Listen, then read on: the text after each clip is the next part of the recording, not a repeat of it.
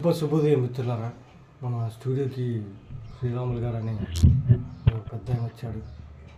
మరి ఇద్దరి భార్యలు ఇరువురు భామాల కౌగిలిలో స్వామి ఇరుకున పడి నేను నలిగి తిని వీటూరు సుందరామూర్తి గారి పాట మీరు ఏమంటారు? నారీ నారీ నడుమ.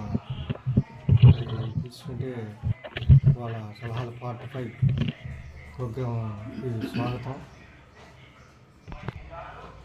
ఈ సలహాలు part 1, part 2, part 3, part 4, part 5 4 పార్ట్లు ఆదరించినట్టుగానే ఈ పార్ట్ 5 ప్రోగ్రామ్ని కూడా మీరు ఆదరిస్తారని కోరుకుంటూ మరి ఈ ప్రోగ్రాం చేయడం జరుగుతుంది. మరి సలహాలు తీసుకుంటే మరి అప్పుడు ఆ కాలంలో కాబట్టి ఈయనకి ఇద్దరు భార్యలు. మరి ఇప్పుడు ఒక అతను మొన్న చెన్నై నుంచి వచ్చాడు, దినకరన్ అని. ఆయనకి పెళ్ళి అవ్వలే పాపం, ఇంచుమించు 50 సంవత్సరాలు. ఇదో తన రాత బాగా భార్యాభర్త తల్లిదండ్రులు ఇద్దరు గవర్నమెంట్ ఎంప్లాయీస్, టీచర్స్. మరి వెల్ సెటిల్డ్ ఫ్యామిలీలో పెట్టి పాపం ఇతను లాస్ట్ క్యాండిడేట్. 5 పిల్లల్లో ఇతను లాస్ట్ అబ్బాయి. మరి అతను పెళ్ళికి వెనకబడిపోయాడు. మాటల మధ్యలో నాకు ఏదైనా సంబంధం ఉంటే చూడు, అతని కులం నా కులం ఒకటి కావడంతో ఏదైనా సంబంధం ఉంటే చూడు అని చెప్తే నేను సరే చెప్తాలేండి అన్న, చెప్తాం ఏదైనా ఉంటే చెప్తాను తప్పకుండా అంటే, మరి పక్కనే ఉన్న ఒక మిత్రుడు కలగ చేసుకొని నీకు ఫస్ట్ మ్యాచ్ అవ్వదు, కన్నిపిల్ల కావాలంటే దొరకదు మరి అని చెప్పేసి అతను ఉచిత సలహా టపీమని పడేశాడు. మరి కొంతమంది సలహాలు కూడా నోటితోలకి ఇస్తూ ఉంటాడు, అతనికి చెప్పలే. మరి అతను కలగ చేసుకొని నోటితోలకి మరి నీకు కన్నిపిల్ల రాదు, నీకు ఫస్ట్ మ్యాచ్ దొరకదు అనే మాట అతను అనడం అతను ఎంత బాధ కలిగించింది మిత్రులారా. మరి అతను ఆలోచించాలి. కొంతమంది ఏంటంటే పేదరికాన్ని కూడా అపహాస్యం చేసేవాళ్ళు ఉంటారు. మరి ఉన్నవాడిని కూడా అపహాస్యం చేస్తాడు, వాడిని వెనకాతల అపహాస్యం చేస్తాడు. ముందు అంటే మళ్ళీ ఆయన కోప్పడతాడేమో కొడతాడేమో అని భయం కొద్దీ ముందు అనకపోయినా వెనకాతలు కూడా వాడిని అపహాస్యకుడికి అనేది వాడిని ఎవరిని అపహాస్యం చేస్తే ఆ రోజు అతనికి మష్టాన్న భోజనం చేసినట్టుగా ఉంటుంది. మరి ఇతను మరి చూస్తే మరి ఈయన మరి సలహాలు తీసుకుంటే మరి కొంతమంది ఉద్యోగం లేని వాళ్ళకి ఉద్యోగం చదువు మధ్యలో మానేసినట్టు చదువుకోపోయే మధ్యలో ఎందుకు ఆపేసో ఇతను పూర్తిగా తీస్తేనే కొయ్యి నీళ్ళు వచ్చేది, లేదంటే ఇది అని సలహా ఇస్తూ ఉంటారు. పాపం అతను ఆర్థిక పరిస్థితి బాగోలేక పాపం అతను చదువు మధ్యలో ఆపేసేది కొట్లో గుమస్తాగా ఇటు వెళ్తూ ఉంటాడు. అది గమనించగా మరి అతను సలహా ఇస్తూ ఉంటాడు. అలాగే మరి గవర్నమెంట్ పోస్టులు పడితే గవర్నమెంట్ పోస్టులు ట్రై చేసుకోకపోయా, గవర్నమెంట్ పోస్టులు పడ్డాయి 4 రాళ్ళు వెనకేసుకోపోయి 4 రాళ్ళు వెనకేసుకొని మరి సలహాలు ఇస్తూ ఉంటారు. సలహాలు కూడా కొంతమంది మనం ఎగేసుకొని వెళ్ళిపోయి ఇది పలానా ఇది ఖాళీ ఉంది నాకు ఇది నువ్వే చేసుకోపోయావా అంటారు. నువ్వేంటి నాకు సలహా ఇస్తున్నావు, నువ్వే చేసుకోపోయావా, మాకు ఎందుకు చెప్తావు అని వాళ్ళ అర్థం. స్థాయి ఇది కూడా చూసుకొని సలహాలు ఇవ్వాలి. మొత్తం స్థాయి ఇది కూడా సలహాలు కూడా అడిగారు కదా అని మనం ఎగేసుకొని ఇవ్వకూడదు. కొంతమంది మనకి అపహాస్యం చేస్తారు, మరి రాత్రి తిప్పి కొడతారు. ఇప్పుడు మొన్న ఒక అతను అద్దె కట్టలేక ఇంకా అద్దె కట్టలేదని చెబితే నేను నా పరిస్థితి బాగాలేదు, నేను అద్దె కట్టలేదు అని ఇన్ఫినిటీ కంపెనీ కొట్టి లేదా వాళ్ళని అడిగి వీళ్ళని అడుగు, ఇది అమౌంట్ లేట్ అవుతుంది అన్నారు కదా, వాళ్ళు అడిగి తీసుకోరా లేదా తీసుకోరా అని చెప్పేసి సలహా ఇస్తూ ఉంటారు. ఇది మ్యారేజ్ అవడానికి మరి అతని సలహా ఏమైనా ఇచ్చాడంటే, కట్నం లేకపోయినా పేద పిల్లైనా పెళ్లి చేసుకోవాలని ఫైనాన్స్ తిప్పుతాడు. రోజుగిర్లని వారం రోజుగిర్లని మరి ఫైనాన్స్ తిప్పుతాడు. ఆయన ఏదో 4 డబ్బులు సంపాదించాడు, తక్కువ అమౌంట్తో స్టార్ట్ చేసిన అతనికి సుడి తిరిగింది. అతను ఈ ఫైనాన్స్ ఫీల్డ్లో బాగా సంపాదించుకున్నాడు. అతను అంతసేపు మనీ మైండ్ కాబట్టి అతను ఒకవేళ కట్నం కోసం ఆలోచిస్తున్నాడేమో పెళ్లి చేసుకోకుండా అనే ఉద్దేశంతో వాడు మనీ మైండ్తో సలహా ఇచ్చాడు. కానీ వాడి సలహా కూడా అండర్ ఎస్టిమేషన్ అయిపోయింది. ఎస్టిమేషన్ వెళ్ళిపోయాడు అవతల మనిషిని. కట్నం గురించి కాదు, దొరకాలిగా ఇప్పుడు అన్నీ ఉంటేనే అప్పుడు పిల్లల్ని ఇచ్చే రోజులు అయిపోయాయి. మీరు ఏం పెడతావు ఏంటి అని చూసే రోజులు అయిపోయాయి. ఏముంది వెనకాతలు అయ్యి అతను పేదవాడు. మరి అతను ఏదో రెక్కల కష్టం తప్పితే ఏదీ లేని పరిస్థితి. మరి అవన్నీ ఉన్న వాళ్ళకే అప్పుడు సంబంధాలు లేట్ అవుతున్నాయి. పెళ్ళి చేసుకోగా పిల్లలు లేట్ అయినా పిల్లల్ని కనక తోడు ఉండాలి కదా, పిల్లని వృద్ధాప్యం తోడు కోసం అలాగా అని సలహా ఇస్తూ ఉంటారు కొంతమంది. మీరు చూడండి. అలాగే ఒక అతను పెళ్లి చూపులు పెట్టాం కుర్రోడికి, పెడితే అతను పెళ్ళి ఆగిపోయింది పాపం. అదే ఆలోచిస్తున్నారని అతను నాకు ఫోన్ చేస్తే, నువ్వు అమ్మ అలా కాబోయే అత్తగారిని పిలిచి ఒకరోజు శుభ్రంగా ఆమెకి ఏమేమి ఇష్టం అన్నీ వండిచ్చేసి పెట్టేసి ఈ అప్పుడు పెళ్ళి అయిపోద్ది అని నేను సరదాగా సలహా ఇచ్చాను. ఇస్తే అతను నిజమే అనుకొని సలహా పాటించాడు. పిలిపించి ఇద్దరిని కాబోయే అత్త మామని పిలిపించి భోజనం వడ్డించేస్తే ఆ విషయం ఏంటి అంటే వాళ్ళకి జాతకాలు తెలవలేదంట, కుజు దోషం ఉంది కుర్రోడికి అని చెప్పేసి మెల్లిగా ఈ చావు కబురు చల్లగా చెప్పారు వాళ్ళు. చివరికి అతను నీరుగా అయిపోయాడు. కుజు దోషం ఉన్న వాళ్ళతోనే వివాహం చేయాలని జ్యోతిష్యుడు సలహా. మరి అది పరిస్థితి. ఈ సలహాలు కూడా కొంతమంది ఉద్యోగం చేసినట్టు సలహాలు ఇస్తూ ఉంటారు, ఎగతాళి చేసినట్టు ఇస్తూ ఉంటారు. నాస్తికుని పట్టుకొని మరి అతను దేవుని నమ్మడు. నాస్తికుడు అంటే ఈ అతన్ని పుష్కరాలకి స్నానం చేయి పాపాలు కడిగి వేయబడతాయి, లేకపోతే ఈ కుంభమేళాకి వెళ్ళి స్నానం చేయి నీకు పాపాలన్నీ పటాపంచలు అయిపోతాయి అని సలహాలు ఇస్తూ ఉంటారు. ఎవరు లేనప్పుడు నీళ్లు పట్టుకుంటుంటే సలహాలు ఎక్కువైపోతున్నాయి, వచ్చే సలహాలని. ఎవరు లేనప్పుడు నీళ్లు పట్టుకుంటుంటే పైనుంచి ఒక కుర్రోడు దిగాడు, బ్యాచులర్ దిగి ట్యూబ్ తగిలించుకోపోయావా, బకెట్తో నీళ్ళు డ్రమ్ములో పోయలేకపోతే ట్యూబ్ తగిలించుకోపోయావా అని సలహా ఇచ్చినాడు. అవ్వాలి అడవాలి అర్థం కాలేదు. సలహాలు పాటుకోలే చెప్తాలే బాబు అనుకున్నాను మనసులో. అలా అంటే మరి అద్దె గబుక్కున ఆలోచన, అద్దె కూడా ఇప్పుడు టెన్షన్గా కట్టాల్సిన పరిస్థితులు ఉన్నాయి. అది కూడా ఒక ఈఎంఐ లాగా అయిపోయిన పరిస్థితి. ఫస్ట్ తారీఖు వచ్చేసరికి అమ్మ 1వ తారీఖు ఎల్బీసీ రామ బాధపడినట్టుగా మరి ఇంటి కరెంటు బిల్లు, మరి అన్ని ఖర్చు, పాల ఖర్చు, నీళ్ళు ఖర్చు, ఎన్ని ఉంటాయి ఖర్చులు. ఇంటి ఇప్పుడు 1-2 రోజులు ఆలస్యం అయితే మరి ఆయన అసలు ఆ రోజుకి 200 తీసిన నెలకు వచ్చేసరికి 6,000 అవుతాయి. 200 వచ్చే సంపాదనలో డైలీ 200 తీసి పక్కన పెడితే నెలకు 6,000 అవుతాయని అతను అసలు మరి అలాగా ఉంటాయి సలహాలు కూడా. కొంతమంది ఆలోచించండి కదా. మరి కొంతమంది రాజకీయాల్లోకి వెళ్ళమని సలహా ఇస్తారు. రియల్ ఎస్టేట్లో చేసుకోగా లక్షలు ఆర్జించవచ్చు, నెలకు 1-2 ఈజీగా ఆడుతూ చేసుకోవచ్చు, ₹1,00,000 సంపాదించుకోవచ్చు అంటారు. రియల్ ఎస్టేట్ రాజకీయం కావాలి. రెండింటికి మాటలు చెప్పాలి, అటు కొనే వాళ్ళకి ఇటు అమ్మే వాళ్ళకి. అది కూడా ఒక కళ. ఒక అతను రియల్ ఎస్టేట్లో మరి అతను సంపాదించుకున్నాడు. మరి అతను వాళ్ళ జ్యువెలరీ షాప్ అది నడుపుకుంటూ పార్టీలు అట్లా తిరుగుతూ ఉంటాడు. మరి ఆయన ఏం సలహా ఇచ్చారంటే రియల్ ఎస్టేట్ అనేసరికి ముక్క తినాలంట. మరి మొక్క తినే వాళ్ళని చూసాం, డక్క తినేవాడు నాకు ఇంత మటుకు ఎదురుపడలే. మరి పెద్దగా నీకేమైనా ఎదురుపడ్డారేమో నాకైతే తెలీదు. మరి అది పరిస్థితి. అలాగే రియల్ ఎస్టేట్లో కూడా సలహా ఇచ్చేవాళ్ళు ఉంటారు. ఏదైనా ఇన్వెస్ట్మెంట్ పెట్టకపోయావా, దీని మీద సంపాదించే ఇన్సూరెన్స్ ఏజెంట్ కలిస్తే ఇన్సూరెన్స్ కట్టుకోపోయావా, రేపు నీకు పిల్లలకి వాళ్ళకి డబ్బులు వస్తాయి, ఏదైనా యాక్సిడెంట్గా మనిషి పోయిన పిల్లలకి అమౌంట్ లంసంగా వస్తుంది. రియల్ ఎస్టేట్ భూమి మీద పెట్టుబడి తెలివైన నిర్ణయం అని నేను అతనికి చెప్తుంటే మరి ఆయన ఏంటి అని ఇచ్చేది భూమి మీద పెట్టుబడి తెలియని నిర్ణయం. అమరావతి గుంటూరు అటువైపు కొన్నాడు, అమరావతి సరౌండింగ్లో.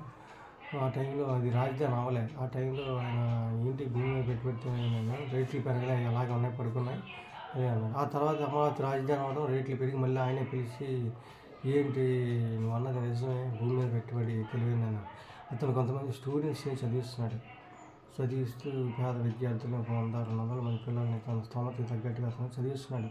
Book shop. మరి పక్కన ఇంకొక షాపు, బైకింగ్ షాప్ ఆయన ఉన్నాడు. ఏంటి నువ్వు ఆయన అలాగంటే ఇద్దరు చేసినట్టు మాట్లాడితే కోపం రాలేదని అతనిలో ఉన్న మంచిని చూశాను నేను. అతను పేద విద్యార్థులను చదివిస్తున్నాడు. ఇది చాలా గొప్ప విషయం. ఈరోజు తన పని తాను చూసుకునే ఈ రోజుల్లో ముంతలో కొంత పనులు పెట్టమన్నాడు మరి గురజాడప్పారావు గారు కానీ పెద్దలు కానీ. మరి అతను తన పిల్లలతో పాటుగా ఇంకా కొంతమంది పేద విద్యార్థులకి తన డబ్బులతో చదివించాలంటే అది ఆషామాషి విషయం కాదు, చాలా అభినందించదగ్గ విషయం. మరి మిత్రులారా, మరి ఇది సలహాలు పార్ట్ 5 కూడా నచ్చితే లైక్ చేయండి, షేర్ చేయండి, కామెంట్ చేయండి. మరి ఈయన పని అడుగుతున్నాడు. మరి పెద్ద ఆయన 2 భార్యలు. మరి ఫస్ట్ భార్యకి పిల్లలు లేక అప్పుడు ఆ కాలంలో చెల్లింది. మరి నన్ను స్టూడియోకి వచ్చాడు వాళ్ళ శ్రీరాములు గారి పేరు. మరి శ్రీరాములు గారు ఆయన ఆ టైంలో ఫస్ట్ మొదటి వివాహం చేసుకున్నారు. పిల్లలు పుట్టక అతను మళ్ళీ ఇంకొక పెళ్ళి చేసుకుంటే ఆయనకి 3 పిల్లలండి, 2 మగ పిల్లలు, 1 ఆడపిల్ల. కానీ బ్రతుకు తెరువు లేదు. ఒక్కరి పొరుగు ఆయన ఈ పొలం అది ఉండగానే అది అంతా బీడి భూమి కావడంతో ఇచ్చాడు, వలస వచ్చి పని అని అడుగుతూ ఉంటాడు. సరే ఏదో పని, కూలి పని, నాలుగు పని ఏది ఉంటే అది పట్టు కడవడానికి మరి భార్య పిల్లలను పోషించుకోవాలిగా. మరి ఏదో ఉంటే అది వెళ్తూ ఉంటాడు, రామోషి పడకుండా తప్పేం లేదు.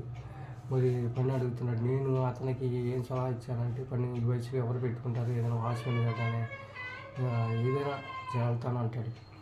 ఈ వయసుకి ఎవరు పెట్టుకోరు బాబాయ్, చూసావు అన్ని కొట్లు గిట్లు తిరగమన్నా తిరిగాడు, ఎవరు పెట్టుకోరు. నువ్వు ఒకవేళ పని కావాలంటే ఒక పప్పు గుత్తి లాంటివి తీసుకో, పప్పు గుత్తి లాంటివి తీసుకొని దానికి అయస్కాంతం తగిలించుకో, ఇనప మొక్కలు ఇనప రజను ఇవన్నీ ఏరుకుంటే అనుకుంటా ఉంటే అది ఆటో చూసాను. ఆటో నగర్ అటు సైడ్ బాగానే సంపాదించుకుంటున్నారు కొంతమంది. అలా చేసుకో. ఈ ప్లాస్టిక్ దాంతోపాటు ఈ ప్లాస్టిక్ వేస్ట్ ఉంటాయి కదా బాటిల్స్, ప్లాస్టిక్ బాటిల్స్, ఈ యాపిల్ అట్ట బాక్స్ 40 రూపాయలకి కొనబడి అని పెట్టారు ప్రభాస్ కాలేజ్ గారు. మరి కొన్ని చోట్ల పెట్టారు యాపిల్ బాక్స్, ఖాళీ అట్ట బాక్స్ 40 రూపాయలు. ఇవి పడేస్తూ ఉంటారు కొన్ని చోట్ల. ఈ ప్లాస్టిక్ కానీ water bottles, cool drink bottles, ఇప్పుడు అంతా కల్చర్ మారిపోయిందిగా.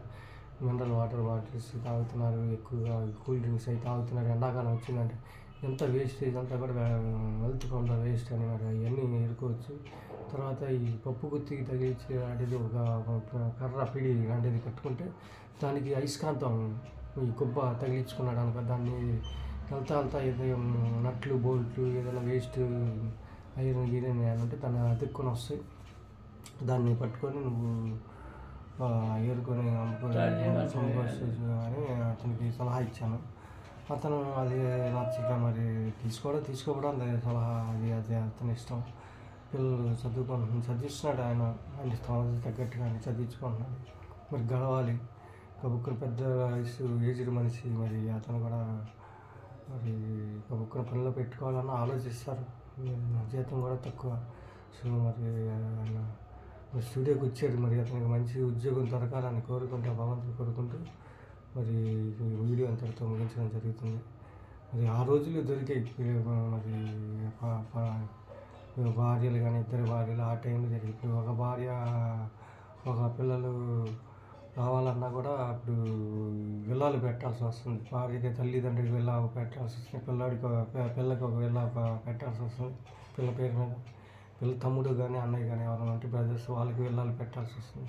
విల్లాలు పెట్టి చివరికి రసగుల్లా అయిపోవాల్సింది ఆ పెళ్లి కొడుకు. అది కూడా అన్నాళ్ళు నిలబడితే తెలియదు. మరి మన పోస్టల్ డిపార్ట్మెంట్లో చేస్తాడు ఒక అతను కుర్రాడు. పెళ్ళిన 3 నెలలకే విడాకులు కోర్టులు అంటే చుట్టూ తిరిగారు. వీడు ఫస్ట్ దేవుడు అన్న ఆమె తెగి పాము అని చెప్పేసి ఆమె దెయ్యం అని వాడ అన్నాడు. ఇద్దరికి పొసకలేదు, కోర్టు దాకా వెళ్ళిపోయారు. చివరికి 50 లక్షలు ఇస్తే కానీ నేను విడాకులు ఇవ్వను అని చెప్పేసి అమ్మాయి మాట్లాడింది. మరి ఈ అబ్బాయి తాలూకాలు ఏమో అంత డబ్బులు లేవు, అంత డబ్బులు ఎక్కడి నుంచి తెస్తాం అని చెప్పేసి ఈ పోస్టల్ డిపార్ట్మెంట్ కాబట్టి వచ్చిన డబ్బులు మరి ఎంత భరణం చెల్లించుకుంటున్నాడు. ఇప్పుడు 4 సంవత్సరాలు బట్టి తిరుగుతూ ఉన్నాడు కోర్టుల చుట్టూ, భరణం వెళ్తూ ఉంది.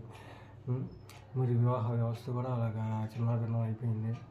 మరి ఆయన టైంలో అప్పటికి ఆయన ఇద్దరు భార్యలతో మరి కలిసి ఉండడం అంటే 8 సంవత్సరాలు మరి మ్యారేజ్ లైఫ్ లీడ్ చేసాడంటే చాలా అభినందించదగ్గ విషయం. మరి శ్రీరాములు గారు మరి ఇప్పటికీ కలిసే ఉంటున్నారు భార్యాభర్తలు ముగ్గురు కూడా. ఏ పొరపచ్చాలు లేకుండా ముగ్గురు వాళ్ళ పిల్లలు వాళ్ళు కలిసి ఉండడం అది చాలా స్టూడియో తరఫున అతనికి అభినందనలు తెలియజేస్తున్నాను. ఇప్పుడు ఈ రోజులు అలా లేవు. పెళ్ళైన తన ఎమ్మటే విడాకులకి వెళ్ళిపోతున్నారు పేచీలు. ఏ బాబాయ్ అన్నది నిజమా కాదా? ఇప్పుడు మరి ఏది తక్కువైనా ఏది ఎక్కువైనా కూడా మరి ఎంత అంటే మాట్లాడు. పిల్లలు పెద్ద ఆయన రమ్మంటే నేను రానంటాడు. పిల్లల పెద్ద ఆయన రాను నా కాడికి రమ్మన్నాడు. నేను మాట్లాడు. నేను రాను, ఆయన రమ్మంటాడు. ఈయన టీ కొట్టాడు. నేను రా అంటే ఆయన రమ్మను, వీడికి నేను మాట్లాడతాను అంటే ఆయన రమ్మను, డబ్బులు దిగుతాడు అని ఆయన అంటాడు. టీ కొట్టాయన కలిపిద్దా మాట్లాడతాం అంటే దేనికి ఉద్యోగం గురించి లేకపోతే పిల్లల కోసమా? పిల్లల కోసం టీ కొట్టాయన మ్యారేజ్ లైన్స్ చేస్తాడు ఆయన కూడా. టీ కొట్టాను పిల్లలు ఏడన్నా మాట్లాడతాడు ఫోన్ చేసి. కమిషన్ వచ్చి తప్పేది ఆయన తెలిసిన మరి రమ్మంటే నేను రానంట. ఎవరికి సంబంధం? ఆయనకి టీ కొట్టాయన. పిల్లలకి తాలూకు పిల్లవాడు ఉన్నాడా? పిల్లను మాట్లాడతాడు ఆయన ఏడన్నా రమ్మంటే డబ్బులు తగ్గేది మాట్లాడు అంటాడు. డబ్బులు తీసుకొని మరి మాట్లాడంటే అది చాలా మందికి మాట్లాడు చేసి వాళ్ళిద్దరికి కూడా ఏం చేస్తాడు ఆయన నిలిచి చేస్తాడు. ఏదో పావుల డబ్బులు ఇస్తారు. పేచి వస్తే మళ్ళీ ఆయన ఏం చేస్తాడు? ఆయన ఏం చేస్తాడు? ఆయన ఏం చేస్తాడు? వాళ్ళ పేసి అయితే ఏం చేస్తారు? అదండి పరిస్థితి. మరి మ్యారేజ్ అనేది మధ్యవర్తులు చేస్తారు. మరి కమిషన్ వాళ్ళకి ఖర్చులు గిర్చులు ఉంటుంది. నేనేమి ఇచ్చాను వాళ్ళకు, వాళ్ళు దేనికి చేయరు. వాళ్ళు ఇద్దరు కలిసి లేకపోతే తను ఏం చేస్తాడు అని అతను స్నేహితుడు టీ కొట్టి అతను మ్యారేజ్ చేస్తాడు అతను వాపోయాడు. మరి అది పరిస్థితి. మరి బ్రహ్మముడి వాళ్ళు కలిసి ఉండాలి. సప్తపది అంటారు, 7 అడుగులు, 3 ముళ్ళు 7 అడుగులు మొత్తం కలిసి 100 రాత్రి అన్నట్టు. మరి త్రిశూలం పాటలో పెళ్ళి అంటే పందిళ్ళు, సందళ్ళు, చప్పట్లు, తాళాలు, 3 ముళ్ళు 7 అడుగులు సప్తపది మొత్తం కలిసి 100 ఏళ్ళు. పెళ్ళి అంటే 100 ఏళ్ళ పంట. అది వివాహ వ్యవస్థ. దాని కూడా స్పెషల్ వీడియో చేసుకుందాం. బాబాయ్ని దగ్గర పెట్టుకొని ఒకరోజు మంచి స్పెషల్ వీడియో. కానీ ఇన్నేళ్ళైనా మీరు అలా కలిసి ఉన్నారంటే గొప్ప విషయం బాబాయ్. ఛానల్ తరపున నాకు వీక్షకులు చూస్తున్నారు. చాలా అభినందించదగ్గ విషయం అది. ఇది ఇప్పుడు ఈ కాలంలో లేదు పరిస్థితి. ఇప్పుడంతా విడిపోతున్నారు, కంగారుగా పెళ్ళిళ్ళు చేసుకుంటున్నారు. తొందరగా డెసిషన్ తీసుకుంటే జీవితాంతా బాధపడాల్సి వస్తుంది. మిత్రులారా, నేను చెప్పే సలహా ఒకటి, అయిన లేట్ ఎలాగైంది మీరు నిర్ణయం తీసుకోండి. అంతేగాని తొందరపడితే జీవితాంతం బాధపడాల్సి వస్తుంది. మరి ఇంకొక వీడియోలో మనం దీని గురించి సపరేట్గా చేసుకుందాం. పెళ్ళిళ్ళు వివాహ వ్యవస్థ మీద కూడా. ఇతను 2 భార్యలు, ఇంకొక అతను పిల్లం వెళ్ళిపోయిన ఆయన ఉన్నాడు. అతన్ని కూడా మనం స్టూడియోకి పిలిపిస్తాం. సరదాగా మనం అసలు దీని మీద మనం స్పెషల్గా ఒక వీడియో చేసుకుందాం. చూస్తామంటే మంచి వీడియోలు, ఆసక్తికరమైన వీడియోలు, మంచి ఆసక్తికరమైన సంఘటనల మీద మనం మాట్లాడదాం, చూద్దాం. మరి ధన్యవాదాలు. నచ్చితే లైక్ చేయండి, షేర్ చేయండి, కామెంట్ చేయండి. ధన్యవాదాలు.